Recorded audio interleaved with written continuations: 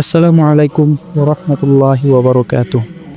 ভাই ও বোনেরা, আজ আমরা কথা বলবো ইসলামের এক অত্যন্ত গুরুত্বপূর্ণ গুণ। সেটা হলো ভদ্রতা বা নম্র ব্যবহার। আমরা অনেক সময় ভুলে যাই, ভালো চরিত্র শুধু নামাজ রোজা সীমাবদ্ধ নয়।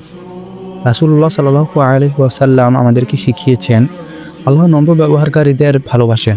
সহিহ মুসলিম। ভাই ও বোনেরা, নরম ব্যবহার মানে কি?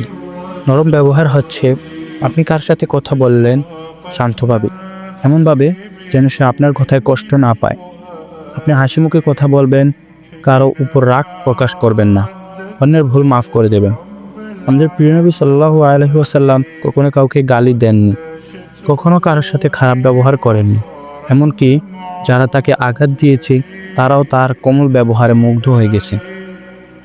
ভাই ও বোনেরা, আমাদের ইসলাম শুধু নামাজে নয়, আমাদের প্রতিদিনের ব্যবহারেও।